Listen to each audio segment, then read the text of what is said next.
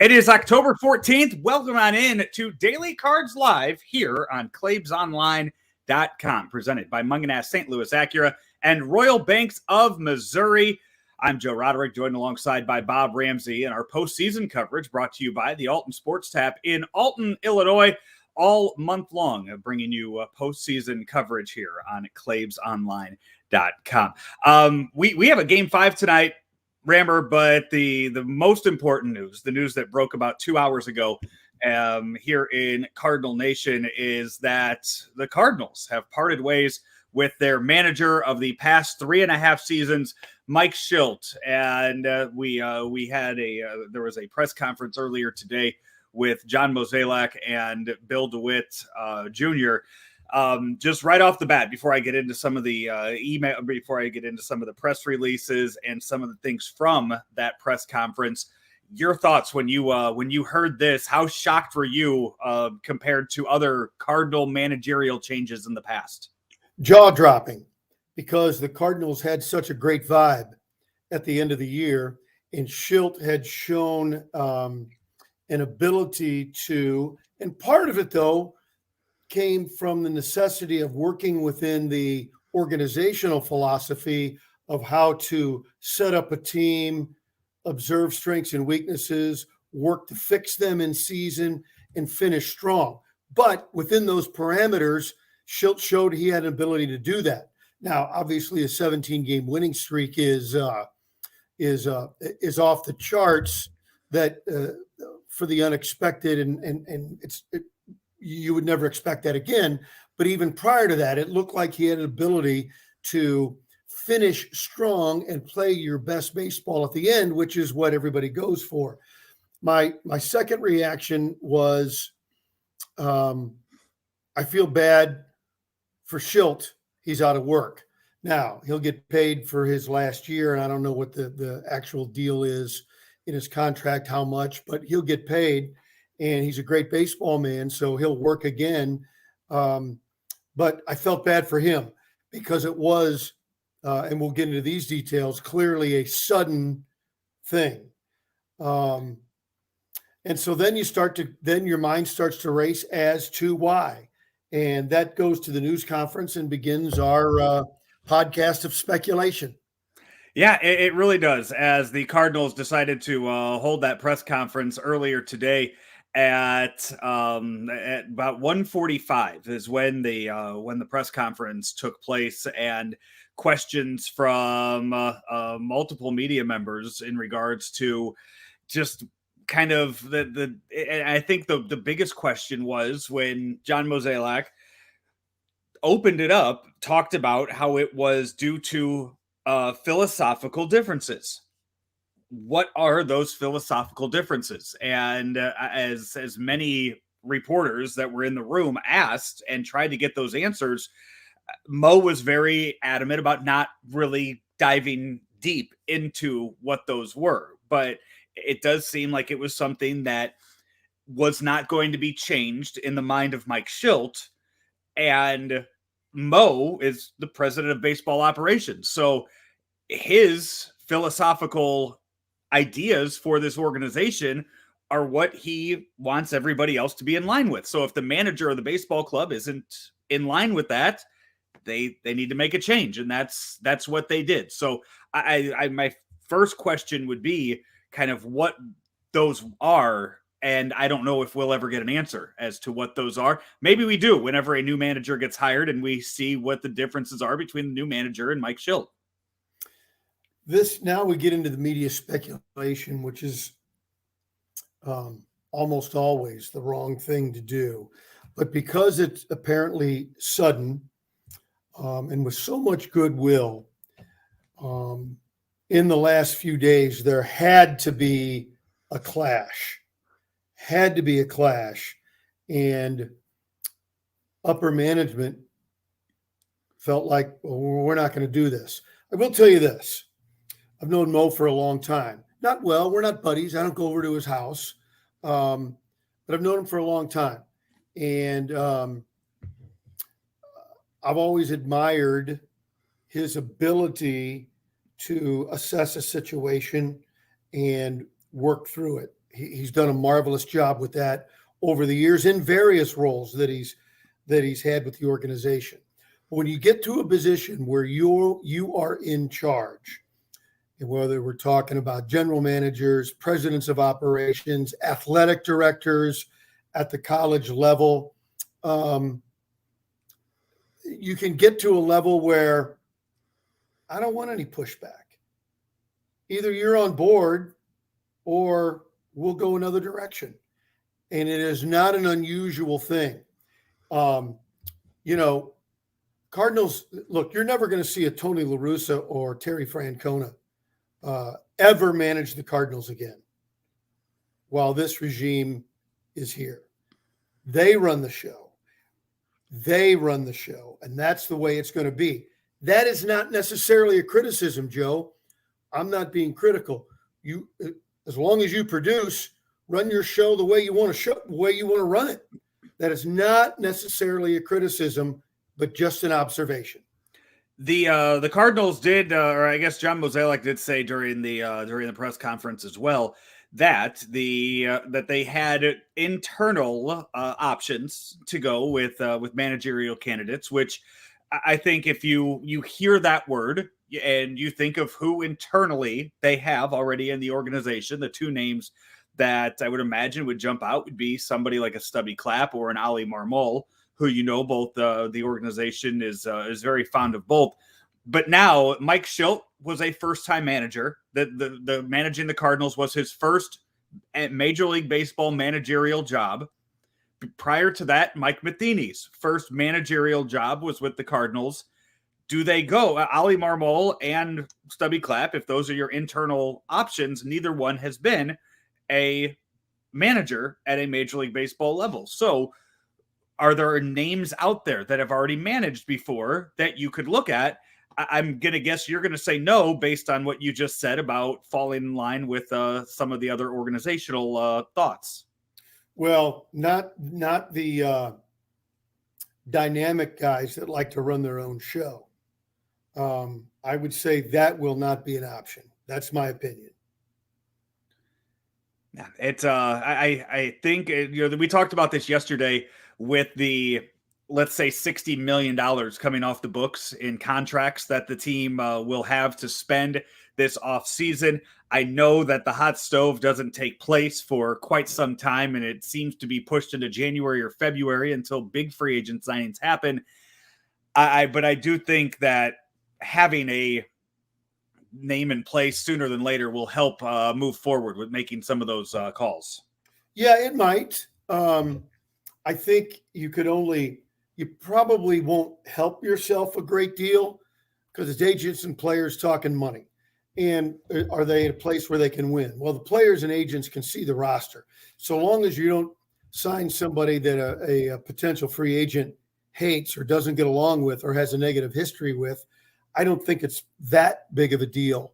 I could be wrong, but I don't think so. I think players want to win and they want to make a lot of money. And I probably had those in reverse order. And this is a roster that is close to being a winner. And if you can make a lot of money, it's a good fan base, good place to play. All those things probably work in the Cardinals or anybody else's favor for that matter.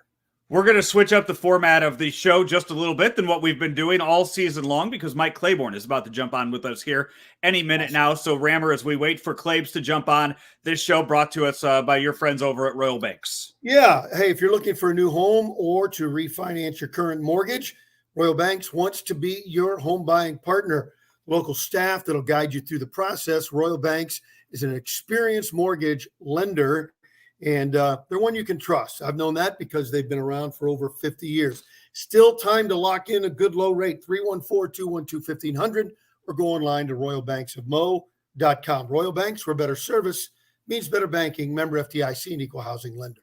As we wait for Claibs to jump on board, just a reminder, once we finish talking about the Cardinals' decision today to part ways with manager Mike Shildt, which is the number one story here in really, it's, for as shocking as it is all of baseball right now, there is a game story. 5 tonight. Yeah, it's as you have the Giants and Dodgers, we will get into that game and preview that game. before we get out of here later on this afternoon. And then tomorrow we will to get into the ALCS. But right now we welcome on to the show, the namesake for ClaibsOnline.com. He is Mike Claiborne, and he joins us now. Claibs, I'm going to start with you the same way I started with Rammer. As far as past managerial changes that you have seen in your career covering the Cardinals, where does this rank as far as being just surprised by the news today? This one takes the cake. Rammer, you remember, and we weren't in the business then. You remember the year when the Blues fired Bill McCreary on Christmas Day? Christmas Day. Yeah. That's probably the most shocking firing that I've ever seen. I mean, firings come with the job. I think, when you're in the business, you kind of have a sense on when things can unravel. Mm-hmm. But this one, no one saw. I said to someone earlier that I bet Mo's wife didn't even know this was going to happen today. I bet between Mo, Bill DeWitt, Mike Gersh, maybe one other confidant, and the PR department who had maybe they didn't even know, because they had to apply. They had to call Major League Baseball and let them know that this was an urgent decision that needed to be made. So that's how I'm sure Jeff Passan was able to report it, because somebody told him. But I think he kept that as close to the vest as he could. And that was one of the things that was brought up today in the press conference, was making this announcement the day of a Game 5, a National League Game 5 at that they didn't want to take away from how big of a game that was, but it was a move that needed to be made this afternoon. The other thing, when you think about breaking news in the middle of a postseason game, this is probably the biggest shocker since when Oscar Taveras was announced when he was killed in the World Series. Yeah. Because normally it's pretty even keel, pretty low profile. Nobody steps on anybody's grass. But this one's sending tremors through sports, not just through baseball. Mike, go ahead.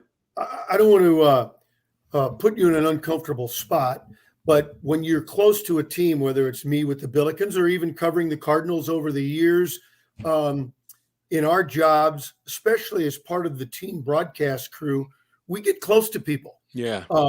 Whether it's whether it's Bill DeWitt or Mozeliak or Mike Shildt or a coach or even a minor league trainer, you get to know these people, and you start to. You get close to people. This is a tough day. Yeah, it is, and that's a great point you make. You've seen it too on the basketball side, and Mike, I've known him from day one. He came in the organization as a scout. Was invited to his wedding. And, we've been good friends, and there have been times when, when things weren't going well. And I remember we were on a road trip. We weren't playing well. And I just said, hey, you know what? We had an off day. And I said, we're going to do something different. I don't want to talk about baseball. So we took a walk down to the Pike Street Fish Market and just walked around. And you could see he was clearing his head, and he always reminds me of that story. He said, man, because I wasn't going to just beat him up with baseball, what your lineup looked like, sure. and that. But you do develop relationships. Yeah. You've done well at that, by the way. But the point is, you do have relationships. And I was the same way with Mike Matheny. Mike Matheny and I would go on vacations together. So you feel for guys like this at this point. You don't know all the details. And we may never know all the details. As we all know, Mo can keep it as close to the vest as anyone. I don't think it would behoove Mike Shildt to air dirty laundry if you want to stay in the game. So it's one of those situations where I feel for him and his wife, Michelle, and their kids. But you know what? Mike Shildt's a hell of a baseball man, and he'll find another opportunity somewhere along the way.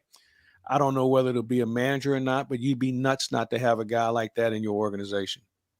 With the NLDS still going on tonight and the Dodgers being in it, a team that eliminated the Cardinals, it kind of does bring up making you wonder if the Cardinals were to be still playing today. Is this a decision that would have been made, a week or two from now, or if they would have made it to the NLCS, if these philosophical differences would have been something that you couldn't have overcome had they kept advancing in the postseason? Yeah, that's a great point you make, Joe. And Bob, I'll run this by you as well. It seemed to me that Mo had his mind made up because he and Shildt hadn't talked since Friday. So when you get a phone call that you're fired, that ought to tell you that this has already been made up, no matter what the outcome was going to be. Now, I think this maybe, as Joe, as you mentioned, that if they continue down the road and the season's over with, maybe there's more of a back and forth conversation about an issue that you had a concern about, compared to him just making the judgment that I'm going to cut it off right here. Yeah, you wonder if, and we shouldn't, and I shouldn't, but I'm doing it anyway, get into speculation. But there was such a positive feel around the whole organization the last month, 6 weeks, that you wonder if conversations about the near future and the bigger picture, if somebody said, "Oh, we're not doing that. I can't work like that." Yeah. What do you mean you can't work? And then something became untenable. And you hate to see what looked like was a building product have an issue that cuts it off. Yeah, and that's a great point, because you know where the sticking point's going to be. And when you dig in on a subject, you say to yourself, you know what, this isn't worth the fight. I can find somebody else to do the job without having to deal with this. And you know, we don't know what the extent was. Was it a coach? Was it a player? Was it a philosophy? I mean, we just don't know. But we know this, that it struck a chord enough with John Mozeliak that he felt like this is as far as he can go. And the thing is, their relationship is one that they've known each other. Well, Mo hired him, and so they've known each other for what, 15 years at least. Wow. And so that's something that kind of sticks with you also. So there's a lot of things that we may not ever learn about, but man, we got a lot of things to speculate about and just kind of figure out. So I'm going to run this question by you guys, and I'm going to say this now. I'm going to write down the names, and I'm going to put them in an envelope. I'm going to write down 3 names of managerial candidates for the Cardinals. Have you become? They're going to be hermetically sealed. It's going to be. Hey, I just found out where Funk and Wagner live. They're just down the street. They just built a new back porch, so I'm good to go. Sis boom ba, sis boom ba. The sound an exploding sheep makes. Hey, Bob, we just lost Roger. He has no clue of what we're talking about. He has no idea. But now the Funk and Wagner, well, at least Funk, he's right down the street. So I'm going over there and just leaving on his back porch. But that's what because everybody's going to tell you, I told you, and they're going to roll out some names, but I'm going to write them down today, and I'm going to put them in an envelope. And when this is all said and done, I'll let you guys, we'll open it up on the air, and you'll see who I think would have been the best candidate. So you're going off who you think, who this is your thoughts on who you think the best candidate would be. Yes. Okay. And I'll have reasons why. Okay. I like it. We will it's a game show. Yeah, exactly. Survey says. Well, Claibs, I know you've been very busy the last 2 hours or so we will let you get back on it. Appreciate you jumping on. Hey, before we let you go, before we start talking Dodgers Giants, who you got tonight in this game? You know what, man? Those are 2 organizations I have great respect for. And I didn't know Gabe Kapler as well as I've known Dave Roberts. Mookie Betts, as you guys know, is a good friend. So I'm leaning for the Dodgers. But the Giants, man, you know, you don't win that many games by mistake. You know, and that's a tough place to, their ballpark and Dodger Stadium are 2 very challenging places to play. And I don't know what the weather's like in San Francisco. It's probably going to be 40 degrees like it normally is. So it'll be fun, but I'm going to take the Dodgers because I think they're just a hair longer in the bullpen. Yeah, game time temperatures tonight, 62 degrees in San Francisco. So. Oh, yeah. Well, they'll be out there in T-shirts tonight then. I'll be in a parka. But see, it's 62 degrees, but when that wind starts to blow, I think they call it Oracle Park now, which, by the way, is one of my favorite. My 3 favorite ballparks are San Diego, L.A., and San Francisco. They're all out on the coast.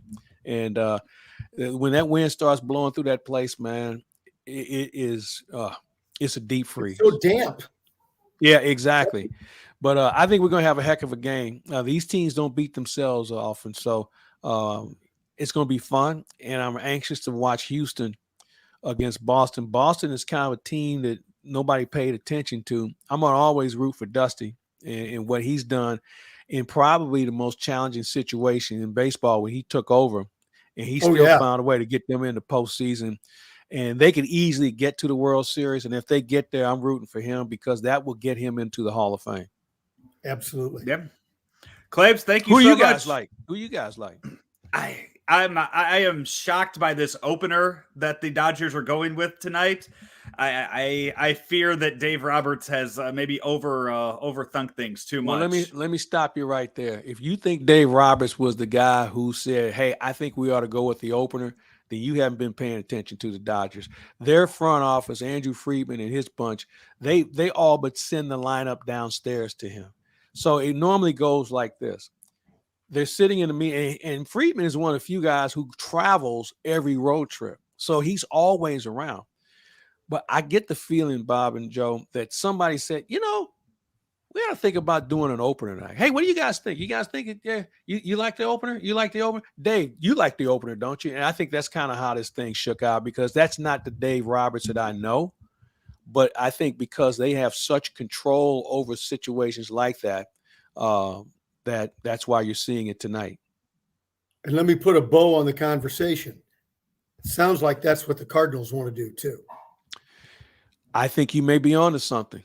If you win 105 games, who can argue? Exactly. If it ain't broke, don't fix it. But here's a question for you guys, and I know we've been going long here. Are we at a crossroads with front offices sending in lineups to managers who've never been in the big leagues before? I mean, we've seen some guys. We saw it in New York. We saw Aaron Boone might be the next guy. We saw it in San Diego. And I think we're seeing too many first-year guys who probably should have gotten some ring experience in the big league somewhere because this job brings with you challenges that I don't think that they've had a chance to fill out on the job description for. And the problem is, if you are a guy who you have your own philosophies, if you're a manager and a candidate, you're not going to go in the interview room and say, stay out of my way. I make the lineup. I'll tell you how to run the bullpen. You're not going to get the job. Yeah. Hey, Whitey Herzog is retired. Okay. He and Tony were two of the last guys that were able to pull that off. And I think that's the end of an era too, Bob and Joe. I don't think we'll have that guy. There's one guy that can pull it off. I think if Bochy comes back, whoever he works with, he's going to be able to say, hey, look, I don't want a lot, but when these are the things I asked for, I'd hope that you would consider them high on your consideration list. I think he's the one guy. Well, there's another one, but we'll talk about that when I open up this envelope here. You go write those names down. I'm serious. I'm going to write them down. Mike, as we say bye to you, know that Joe extended a very nice invitation for me to come out to Alton next Monday. Love to have you. I'm very excited to be there. Now, I'm not going to say who he said was picking up the check. I'm just saying I'll be there on Monday. Well, you know what? As my dad used to say before we go to the ballpark, hey, you better get something to eat before you go down there. So, you know what? Peanut butter and jelly sandwich on the way over, man. You'd be amazed at how far it'll take. A lot of protein in it, man. So you'll be good to go. Hey, Joe, did you happen to see the Tim Newsom interview with Howard Richards yet? I have not had a chance to see it yet, but he's run 5 marathons. I'll be there one day if my knees decide to hold up. We'll get there. Hey, I can't stop at just one with the time that I had this past. You obviously can't wash that jacket either. Yeah, you're right. What are you doing? Trying to break Garrick's record? I ran 26 miles on Sunday. I'm wearing this jacket every day until I can't stand it anymore. I mean, it'd be different if you were trying to pick up chicks in a bar and you walked in with that thing on. But, man, you're at home, man. You're at the Y. All right, boys, I'm out. You guys take care. See you, Claves. Hey, let's talk about this game tonight, Rammer. Game 5. And we got one of them out of the divisional series. We thought it was going to be Urias, that was Julio Urias, that was going to get the start in the game tonight. But word came out earlier today that Corey Knebel will be starting. He's a righty, Urias a lefty. It is all but kind of assumed that Urias is going to be up in the bullpen, kind of getting ready to come in whenever, right when the game starts. I think what they're trying to do is play the splits game and force Kapler into putting left-handers in and force him to make the decision. Do I leave left-handed hitters in when Urias comes in? Or do I take them out and deplete my bench? I think that's what they're trying to do. I get it. If it backfires, then there's a lot of egg on face in the Dodgers organization, and finding out who made that decision. If it goes wrong, that'll be really interesting. Yeah, it should be noted that the Dodgers have already announced their lineup. We're 5 hours away from game time right now. Is it for 4 hours? Is it 8:07 start time for the game tonight? Central. 8:07 Central. So we are 4 hours away from game time. The Dodgers have announced their lineup. The Giants have not announced their lineup yet. They don't know who's pitching. Well, yeah. Every time they announce it, they change pitchers. Yeah, so we sit here and we wait to see what they decide to do here for game time. As you know, you look through who the Giants have as far as options go.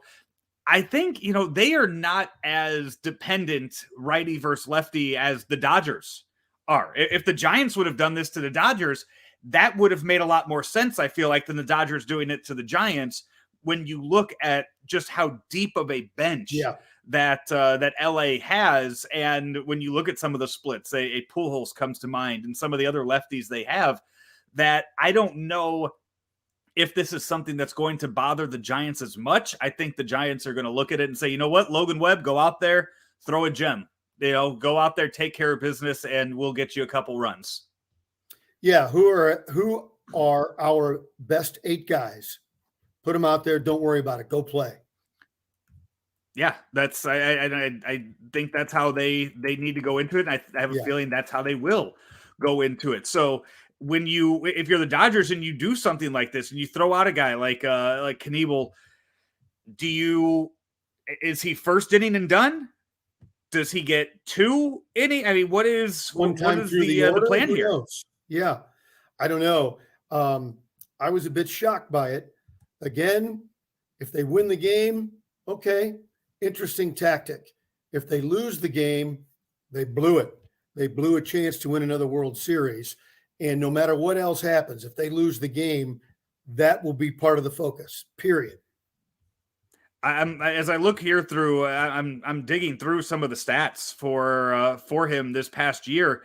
And I'm, as I look through some of the recent games, the last time that he threw 2 innings in a game was September 3rd against the Giants. Outside of that, and the most he's gone, he went 1 1/3 back on September 30th.